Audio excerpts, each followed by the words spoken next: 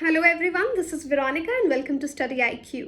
अभी recently IBPS PO का result आया है और ये बताते हुए मुझे बहुत खुशी हो रही है कि बहुत सारे स्टूडेंट्स जिनका सिलेक्शन इस एग्ज़ाम में हुआ है IBPS PO and IBPS clerical में, उनके मैसेजेस हमारे पास आए हैं कि स्टडी आईक्यू डिजिटल एजुकेशन जो स्टडी आईक्यू आप लोगों को प्रोवाइड करता है, कहीं ना कहीं उनको लगता है कि उनको फ़ायदा हुआ है हमारी वीडियोस से।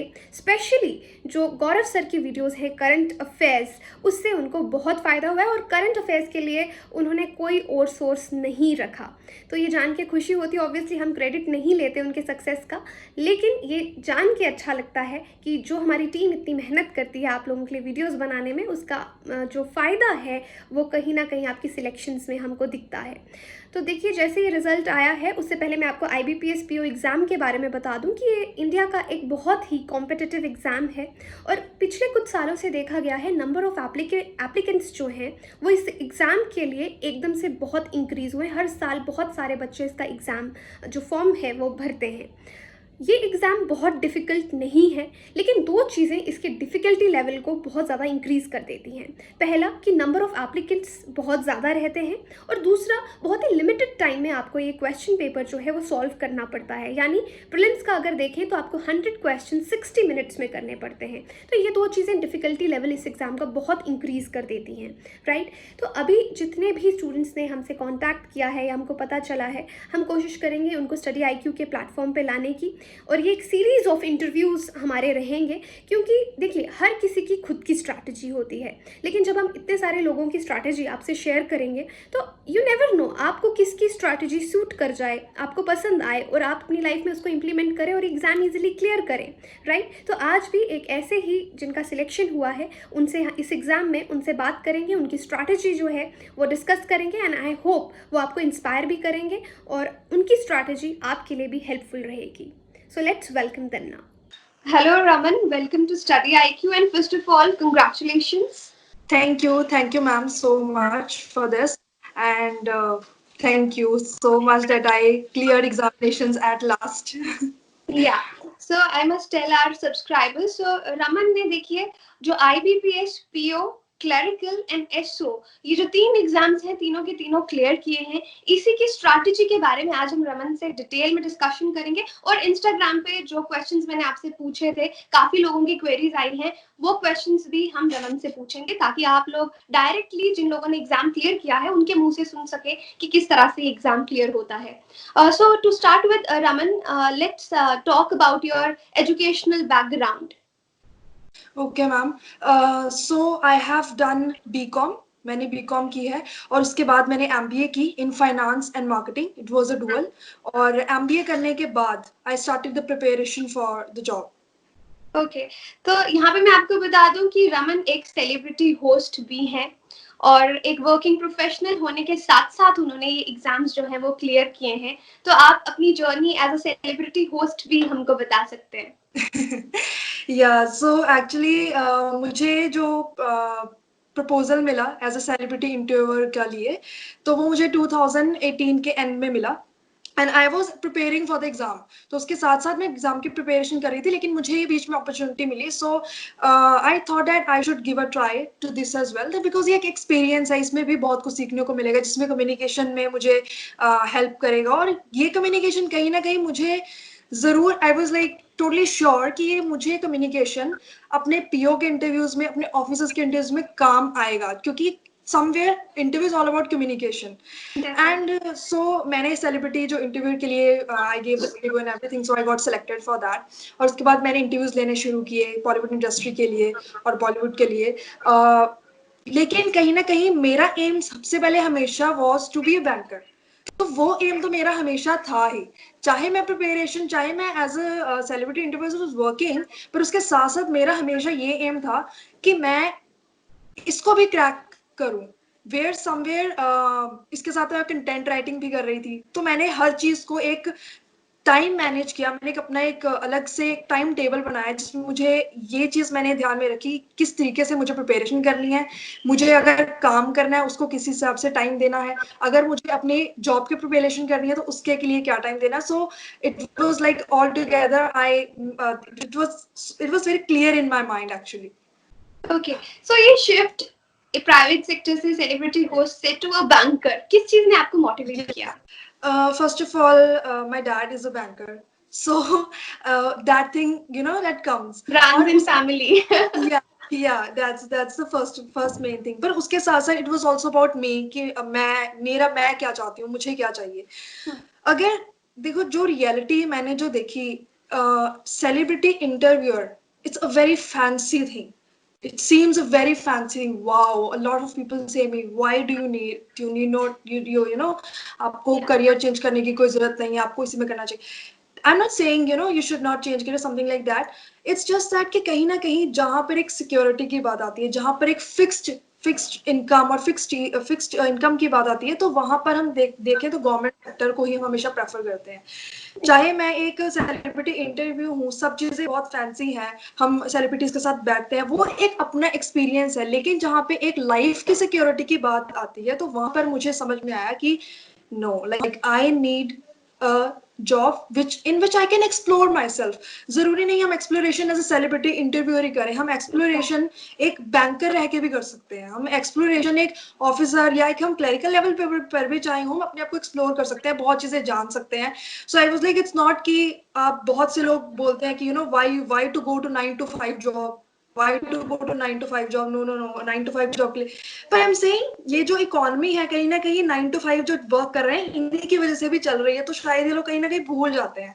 सो this is something we need to pay heed on this thing, that it's not about कि आपकी वहां ग्रोथ है, यहाँ है, आप हर जगह ग्रो कर सकते हैं. समवेयर गवर्नमेंट सेक्टर का था, it was all about security, all about something fixed you are getting, and you get the sense of security for yourself as well. So that was the basically the main which I had in my mind. Right. After all, it's all about personal choices and personal True. interest. Yes. Okay, अब हम strategy पे आते हैं, जो सबसे ज्यादा जी. Aspirants जिसके बारे में क्यूरियस रहते हैं. हाँ, और हाँ. इसका एग्जाम का पैटर्न जैसे 3 लेवल्स है, प्रीलिम्स, मेंस एंड इंटरव्यू, हम तीनों के बारे में बात करेंगे. प्रीलिम्स से शुरू करते हैं कि प्रीलिम्स में क्या सब्जेक्ट्स आते हैं, किस तरह की तैयारी आपने करी?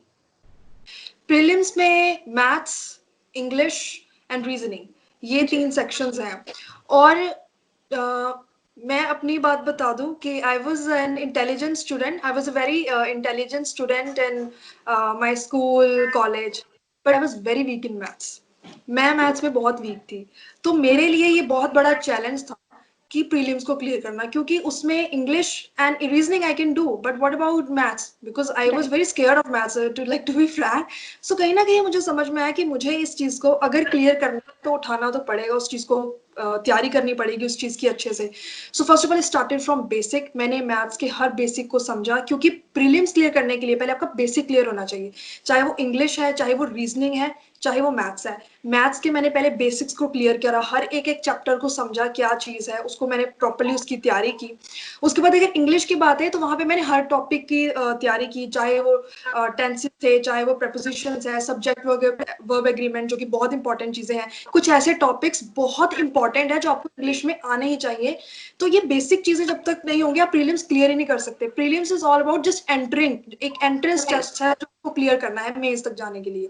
उसके लिए सबसे ज्यादा जरूरी है कि आप अपना जो बेसिक है उसको क्लियर करें. बेसिक मैंने क्लियर किया, उसके बाद बेसिक क्लियर किया, मेरे प्रीलिम्स पर क्लियर नहीं हो रहे थे in 2018 when I started with it. Then I was like why I am not able to clear prelims. Then I got कि कहीं ना कहीं इसके लिए स्पीड भी बहुत ज्यादा जरूरी है. मुझे जितना मर्जी आता है, मेरे सारे बेसिक्स क्लियर हैं, but what about if I don't have speed? If I don't have speed, I will not be able to clear any examination. So then मैंने मॉक टेस्ट लिए, और मैंने मॉक टेस्ट के साथ साथ रोज मैंने एक मॉक टेस्ट देना. रोज मैंने एक मॉक टेस्ट दिया, कभी कभी दिन में 2 या एक तो इट वाज लाइक डेफिनेटली कि ये तो मुझे करना ही है, उससे ज्यादा आप जितने मर्जी दो. सो प्रीलिम्स की एक ही स्ट्रेटेजी है, बेसिक्स क्लियर करो. सेकेंड थिंग, मॉक्स दो, जितने मॉक्स हो सकते हैं मॉक्स टेस्ट दो, क्योंकि मॉक टेस्ट देके आपको ये पता लगता है कि आप गलतियां कहाँ पर कर रहे हैं, कौन सा पार्ट आपका वीक है, और उस पार्ट पर आप वर्क कर सकते हो. एग्जैक्टली. सो रमन, यहाँ से आपसे बहुत अच्छी बातें सीखने को मिल रही हैं और एस्पिरेंट्स को इससे फायदा होगा कि जो पहले तो अपनी वीकनेस को आप आइडेंटिफाई करें, जैसे आपने करी कि मैथ्स आपका वीकनेस है, किसी बिल्कुल की इंग्लिश होती है, किसी की रीजनिंग होती है, किसी का मैथ्स होता है, तो उस पर वर्क करें और फिर अपनी स्पीड जो है, क्योंकि difficulty yes level IBPS PO exam का यही है कि बहुत ही लिमिटेड टाइम में आपको क्वेश्चंस अटेम्प्ट करने होते हैं। तो प्रीलिम्स में ही ये सवाल मैं या आपसे पूछूंगी कि 100 क्वेश्चंस आते हैं 60 मिनट्स में, तो एग्जामिनेशन हॉल स्ट्रैटेजी कैसी रहे आपकी? इसके लिए सबसे मतलब मैं इसमें ये चीज ऐड करना चाहूंगी, lot of people get like they have fear in their mind कि तैयारी है, क्या कर पाएंगे कि नहीं। तो ये सबसे पहले एग्जाम में जाने से पहले ये अपने आप को थोड़ा काम करना, और ये फियर ना रखना कि होगा कि नहीं, बस ये अपने आप पे थोड़ा कहते हैं कि भरोसा होना चाहिए कि मैंने तैयारी की है तो वहां जाके आई विल डेफिनेटली डू। और स्ट्रेटेजी उसके बाद सबसे पहले तो क्योंकि माइंड को काम करना बहुत ज्यादा जरूरी है, because I have seen a lot of people get panic and at the end they are not able to do, even they have practised everything. वहां पर जाकर उसके बाद सबसे मेन स्ट्रेटजी, अब तो जैसे टाइमिंग है हमारे पास 20-20 मिनट के टाइम होगा, पहले मैथ्स होगा, पहले it's English and then it's reasoning and then it's maths. So English में मैं ये कहूंगी, आप उन चीजों को, उन्हीं क्वेश्चंस को अटेम्प्ट करो जो उनका आपको पूरी पूरी श्योरिटी है। उन चीजों को बिल्कुल मत अटेम्प्ट करो इंग्लिश में जिसकी श्योरिटी आपको नहीं है, बिकॉज सी अगर आप ज्यादा अटेम्प्ट कर लेंगे, क्वेश्चंस गलत है, स्कोर आपका लो चला जाएगा। इससे बेटर है कि आप जितना आपको श्योरिटी है वो अटेम्प्ट करें, स्कोर विल गो हाई, तो स्कोर कम नहीं जाएगा, एटलीस्ट आपके फुल नंबर उस चीज में तो पक्के हैं। उसके बाद आ जाते हैं रीजनिंग की बात। Reasoning is the best thing, the best way to score which score which I have really really like I have found this, because कहीं ना कहीं जब मैंने एक चीज देखी कि मेरा मैथ्स अगर वीक है तो क्यों ना मैं अपने दूसरे पार्ट्स को और स्ट्रॉन्ग कर लूं। This was my strategy in prelims, कि अगर मेरा मैथ्स वीक है कहीं ना कहीं, तो क्यों ना मैं अपनी इंग्लिश और अपनी रीजनिंग को इतना स्ट्रॉन्ग कर लूं कि वहां मैं फुल अटेम्प्ट करके आऊं। अगर 35 क्वेश्चंस है तो at least I am attempting 33 in reasoning. That was my strategy. So मैंने रीजनिंग में अपनी स्पीड को बहुत इंक्रीज किया। तो अगर एग्जाम में आप जा रहे हैं, इसकी स्पीड बहुत अच्छी है, रीजनिंग में आप अच्छे कर लोगे, तो वहां पर क्या है, एक्यूरेसी आपकी मैटर करती है, और एक्यूरेट मोस्टली रीजनिंग में आप एक्यूरेसी मेंटेन कर सकते हो, क्योंकि इंग्लिश में एक्यूरेसी थोड़ा हो सकता है, पर रीजनिंग में आपकी एक्यूरेसी रहेगी। अगर आपने प्रैक्टिस की, आपके पजल सॉल्व हो गए थे ना, एवरीथिंग इज सॉल्व, पजल हो गया, आपने सब क्वेश्चंस निकाले, आपका आंसर निकल चुका है, मतलब आपको पता है सारा कुछ। उसके बाद फिर आ जाता है, अगर हम मैथ्स की बात करते हैं तो मैथ्स में भी आप एक्यूरेसी मेंटेन कर सकते हैं, बिकॉज अगर आप प्रैक्टिस की है, आप चीजों को कर रहे हैं, तो वो चीज मतलब यू कैन डू। सो ये एक बैलेंस है, कहीं ना कहीं आपको बस यही चीज देखनी है कि मेरी स्पीड किस में ज्यादा है, जिसमें ज्यादा स्पीड है उसमें maximum to maximum questions attempt करो, जिसमें आपको अपना पर्सनल पता है कि मैं किस चीज में वीक हूँ, उसमें वहां लिमिटेड अटेम्प्ट करो। पूरा सारा एग्जाम ये मत सोचो कि मैंने 100 के 100 क्वेश्चंस अटेम्प्ट करने हैं, इस चीज पर फोकस करते करते कहीं आप मतलब लो स्कोर पे ना ले आओ। तो ये चीज ध्यान रखने की जरूरत है मेरे हिसाब से। या बहुत सही से आपने बताया। और अब हम मेंस की बात करते हैं। हम्म। मेंस का प्रिपरेशन स्ट्रैटेजी आपका किस तरह का था? Okay, so first of all, for mains, I really, really want to thank Study IQ, because they have really, really helped me a lot. I cannot tell you कि मुझे कितनी help मिली है।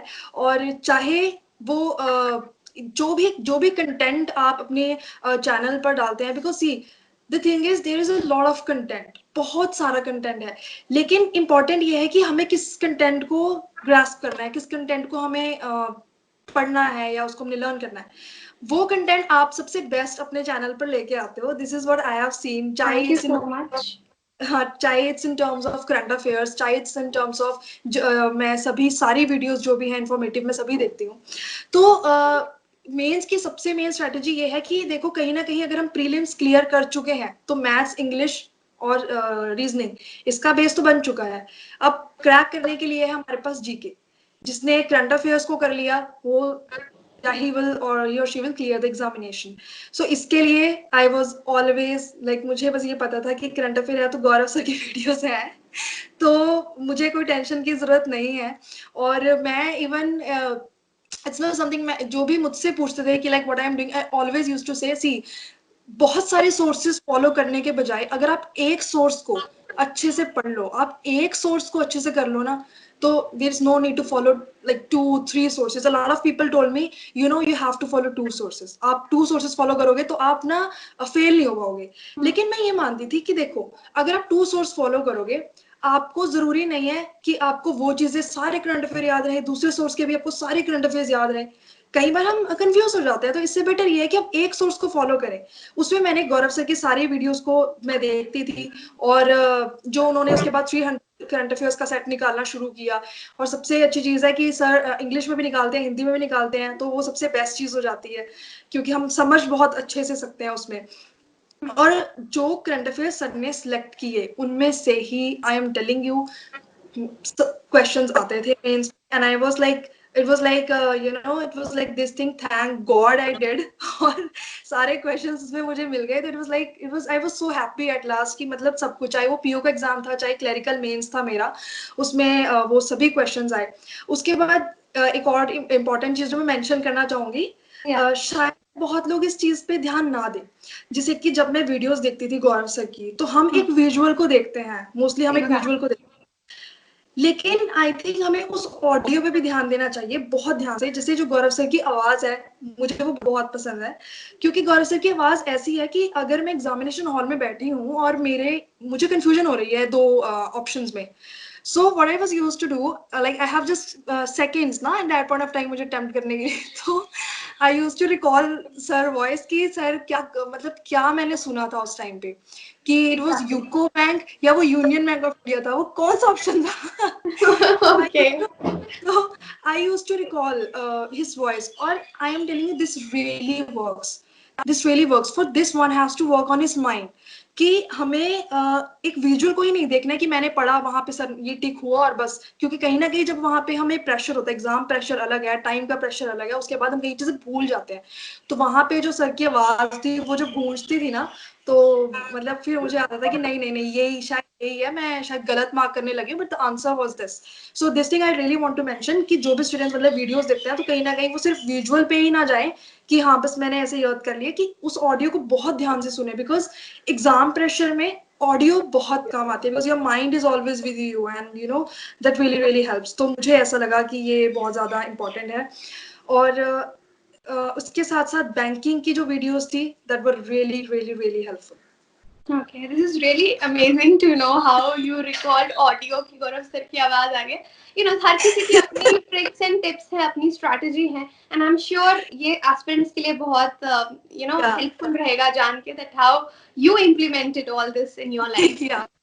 एक चीज मैं पूछना चाहूंगी, जैसे जब आप गौरव सर की वीडियोस देख रहे हैं, तो आप किस तरीके से नोट्स बनाते थे, या पीडीएफ कलेक्ट करते थे, और रिवीजन किस तरीके से करते थे? मैं बिल्कुल भी नोट्स नहीं बनाती थी. मुझे ये था मैं कितना लिखूंगी, 300 करंट अफेयर तो मैं लिख नहीं सकती, और ये that's a time waste. I think 300 current affair लिखना, रोज लिखना टाइम वेस्ट है. तो मैं वही बोल रही हूँ कि ऐसा नहीं कि मैंने गौरव सर की वीडियो एक बार देख ली और मैंने नोट डाउन कर ली, फिर मैं उसी से पढ़ने लगी. नहीं, I was never like this. मैंने जितनी बार करंट अफेयर करना है, मैंने उतनी बार सर की वीडियोस को ओपन करना है, उतनी बार सुनना है. बिकॉज कहते हैं कि अगर आपको मेमोरीज में रिस्टोर करनी है कोई चीज, आपको दोबारा दोबारा करनी है, तो उसको सुनो, बारी बारी से सुनो. तो आप कुछ जितना सुनोगे, आप उसको उतनी अच्छे से ज्यादा रिकॉल कर पाओगे. और ज्यादा इसमें काम है रिकॉलिंग का और आंसर्स को याद रखने का. तो लिखी हुई चीज, it's not that. I was like, if I am listening, तो मेरे यहाँ पास कॉपी पेन है, मैं सर को सुन रही हूँ, साथ साथ मैं अब लिख भी रही हूँ. इन द सेंस कि practicing the answers as well, कि what I said, okay this is the answer. Okay, when I used to learn, because बहुत सारे अगर कोई फिगर्स में कोई चीज है, उस चीज को पढ़ना है, तो I used to write, because लिखे बिना याद भी नहीं हो सकता. तो लिखना जरूर है, पर ऐसा नहीं है कि मैं उसको नोट कर रही हूँ साथ के साथ, ऐसा नहीं था. मैं सर की वीडियो सुन रही हूँ, साथ सुन रही हूँ, उसको रिवाइज कर रही हूँ, तो साथ मैं अपने कॉपी पर प्रैक्टिस भी कर रही हूँ उसकी. So this was my strategy. That is nice. Now coming to the interview part of this selection process. तो क्या इंटरव्यू की आपने अलग तैयारी करी कोई, या डायरेक्टली वहां जाके इंटरव्यू बोर्ड को फेस किया? So मैंने इसकी कोई डिफरेंट अलग से कोई भी मतलब तैयारी वगैरह ऐसा कुछ नहीं था. The main thing was, if you are confident, then I think you can crack the interview. Confidence होना सबसे पहले बहुत ज्यादा जरूरी है. दूसरी चीज नॉलेज, वो तो है ही इम्पोर्टेंट, जो कि मेन में हमारी चेक हो चुकी है. Even when I was in the interview, I was waiting for my turn PO के इंटरव्यू में। तो वहां पे जिन्होंने इंटरव्यू लेना था उनमें से एक panel, that was not my panel, पर कोई और पैनल के जो सर थे, they all came and they said कि see we are not here to check your knowledge, they said we are here to check your communication, how confident you are and how you present yourself in front of us. They said us this thing. तो उन्होंने हमें यही चीज कही वहां पर भी। और आई एम टेलिंग यू, जो अगर हमें लगता है कि गवर्नमेंट इंटरव्यू है, इसमें कोई भी डरने की बात नहीं है। The panel is so good, they are so friendly कि अगर आप तब भी नहीं कॉन्फिडेंट हो और नहीं कर पाते हो, that means there is something lacking in you. क्योंकि आपका कॉन्फिडेंट होना बहुत जरूरी है। अगर पैनल आपको इतना अच्छा मिले, mostly because I have faced SO interview as well, I have faced PO interview as well, और इसके साथ साथ मैंने एलआईसी एचसी हाउसिंग फाइनेंस, उसका भी मेरा एक एग्जाम क्लियर हुआ था। उसके इंटरव्यू के लिए भी मतलब मुझे दिल्ली बुला गया था, तो मैं वहां पर गई थी। I was able to crack that interview because the post were I think just 100 only, और कहीं ना कहीं मे बी मेरे मार्क्स कंबाइन करके मे बी इतने ज्यादा नहीं होंगे, तो मैं वो नहीं क्लियर कर पाई थी। पर कहीं ना कहीं मैंने एक चीज देखी, कहीं ना कहीं हर जगह मैंने इस चीज को समझा कि it was all about your confidence, the way you present your self, communication, जो इन्फॉर्मेशन हमारे माइंड में है उसको हम प्रेजेंट किस तरीके से कर रहे हैं। क्योंकि हो सकता है मेरे से ज्यादा नॉलेज किसी एप्लीकेंट को होगी, मतलब जरूरी नहीं कि मुझे सबसे ज्यादा नॉलेज है, डेफिनेटली उस एप्लीकेंट को मुझसे ज्यादा नॉलेज होगी, बट अगर वो उसको कम्युनिकेट अच्छे से नहीं कर पाया तो वहां पे फिर मार्क्स कम है। और इसमें एक और चीज, जैसे मैं प्रिपरेशन कर रही थी, तो जितने भी वीडियोस आप अपने चैनल पर डालते थे, प्रशांत सर की वीडियोस, अंकित सर की वीडियोस, जितनी भी सभी वीडियोस, बिकॉज उसमें हर एक टॉपिक पर बहुत अच्छे से एक्सप्लेन किया गया था, तो मैं उसके नोट्स बनाती थी, उसको मैं लिखती थी, बिकॉज वो मुझे एक बार सुन के फिर उसको मुझे करना था कि करंट टॉपिक पे पूछ सकते हैं इंटरव्यू में, सो वो बहुत इंपॉर्टेंट है। तो इस चीज के लिए सबसे बेस्ट है हमेशा सुनते रहो वीडियोस को, जैसे सर निकाल रहे हैं उसके साथ अपडेटेड रहो, सो दैट ये ना हो कि इंटरव्यू आ गया अब आप ये हो गए, पैनिक हो गया, मुझे सभी इकट्ठी वीडियोस पढ़नी पड़ेगी। इससे बेटर है जस्ट स्टे अपडेटेड। जितनी सर वीडियोस निकालते हैं, बिकॉज आई नो वो अपना बेस्ट निकालते हैं, अपना बेस्ट कंटेंट देते हैं, जो और इतनी ऑथेंटिक इन्फॉर्मेशन लेकर आते हैं। Even I have to share some authentic information with someone, I share the link of Study IQ. Like this is my trust on your channel. So that is the thing. तो आप मतलब मेरा तो यही strategy है कि आप continuity में कंसिस्टेंट रहो, consistency is the key, so you have to be consistent in knowing everything जो बता रहे हैं, जो वीडियोस हैं, और उसके साथ साथ अपने नोट्स बनाओ। और कम्युनिकेशन सबसे ज्यादा इंपॉर्टेंट है, प्रैक्टिस करो कम्युनिकेट करने की, तभी इंटरव्यू मतलब यू कैन क्रैक। बहुत ही खूबसूरती से आपने ये चीजें एक्सप्लेन की, और जो चीज मुझे बहुत क्लिक की, मैं फिर से रिपीट करना चाहूंगी कि एक बहुत ही पॉजिटिव एटीट्यूड मुझे आप में दिखता है कि अगर आपका कहीं सिलेक्शन नहीं हुआ, यू टुक द रिस्पॉन्सिबिलिटी की कमी मुझ में है, मेरी जो प्रिपरेशन स्ट्रैटेजी है या नॉलेज है। क्योंकि बहुत बार स्टूडेंट्स क्या करते हैं, अपने एक्सटर्नल फैक्टर्स को ब्लेम करते हैं कि इंटरव्यू में मैंने तो अच्छा किया था। तो ऐसा नहीं करना चाहिए, ये समझना चाहिए कि कहीं ना कहीं कमी आप में है और उसको इम्प्रूव कीजिए, राइट? ओके, और बहुत अच्छे से हमने पूरी डिटेल में आपसे बात की, और जाने से पहले मैं आपसे रमन कहूंगी कि एस्पिरेंट्स के लिए एक जनरल सजेशन आप क्या देना चाहेंगे? इसी के साथ मैं सजेशन में मैं एक और चीज ऐड करना चाहूंगी, जो मैंने एक गौरव सर ने एक मोटिवेशन वीडियो निकाली थी, और मैंने उसमें एक चीज सर की सुनी थी जो मुझे बहुत ज्यादा क्लिक की। मैं उस टाइम पे एग्जाम मेरे क्लियर हो रहे थे, बट मैं मेंस नहीं क्लियर कर पा रही थी, मेरे प्री हो रहे थे, और जहां मेंस क्लियर हुआ, मैंने बताया कि मैं एलआईसी एचएफएल का इंटरव्यू नहीं क्लियर कर पाई थी। तो उसके बाद सर ने एक बहुत अच्छी बात कही कि अगर आपको ये लग रहा है कि मैंने तो अपनी 100% दे दिया, मैंने अपनी पूरी मेहनत की, फिर भी मेरा एग्जाम क्लियर नहीं हो रहा, तो अब मैं क्या करूं, मैंने तो अपनी पूरी मेहनत कर दी।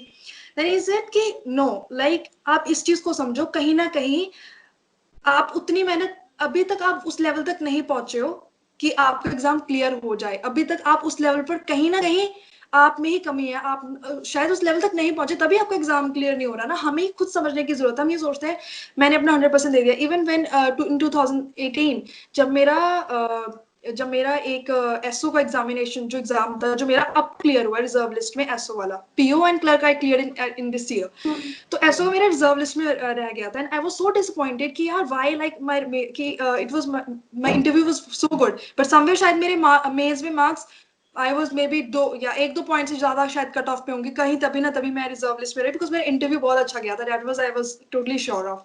तो मैंने उस चीज को देखा कि कहीं ना कहीं शायद मुझ में कमी है, शायद मुझे और एक्सप्लोर करने की जरूरत है, अपना और मैथ्स रीजनिंग करने की जरूरत है। आई एम टेलिंग यू, ये जो ईयर था 2019, मैंने ये चीज खुद में नोटिस की कि मैं बहुत अच्छा कर सकती थी और मैंने वो किया। इसका मतलब 2018 में I was not in that level, तभी मैं नहीं क्लियर कर पाई पीओ और क्लब। हम सोचते हैं कि मेरा क्यों नहीं हुआ, पर हमें खुद से पूछना चाहिए कि हम नहीं पहुंचे उस लेवल पे, मतलब हमें ना खुद को फेस करना चाहिए। We don't face ourselves, so somewhere that is the thing. और सजेशन ये है कि मुझे, अगर आप वर्किंग हैं, अगर आप वर्क कर रहे हैं, you are working from home, like I used to do content writing from home, even I am still doing right now till I get the joining. So और साथ साथ जो सेलिब्रिटी इंटरव्यू का मैंने काम किया, इसमें पढ़ाई को मैनेज करना बहुत मुश्किल होता है कहीं ना कहीं। और मुझे बहुत से लोगों ने ये suggestion the that you should not opt for celebrity interview something like that, that totally focus on on this thing, आप पढ़ाई करो, बस इसी चीज पे फोकस करो। पर मुझे कहीं ना कहीं लगता था that you need to make a schedule, because you need to control your time, otherwise time will control you, this is what I feel. So इस चीज के लिए सबसे ज्यादा जरूरी ये है कि आप अपना एक टाइम बनाए, एक टाइम टेबल बनाए, जिसमें आपको ये पता हो कि मैंने इस इतने घंटे पढ़ाई करनी है, मैंने 4 घंटे पढ़ाई की है, तो उसको पूरे फोकस के साथ पढ़ना है। उसके बाद चाहे आपने मूवी देखनी है, आपने खेलने जाना, आप जो मर्जी करो, उसके बाद उस टाइम को उस टाइम में एंजॉय करो। उस टाइम पर मैं अपना काम कर लेती थी, कंटेंट राइटिंग करती थी, या मैं इंटरव्यू लेने चली जाती थी। इंटरव्यू के आज आते ही मैंने अपना पढ़ना, अगर इंटरव्यू है कल, मुझे आज क्वेश्चंस तैयार करने हैं, मुझे अपना सारी रिसर्च करनी है, उसके लिए मैं 1 घंटा कम सो गई तो, लेकिन उसके लिए मैंने कर लिया।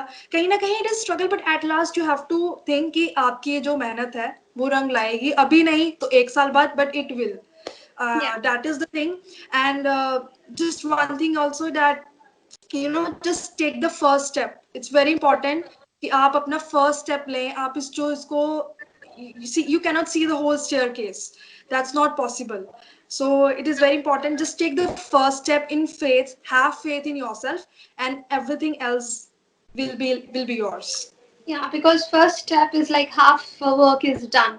So Raman, कुछ questions student के Instagram पे I asked them to कि हम जिन भी लोगों के interviews ले रहे हैं उनके सवाल हैं Okay. students के।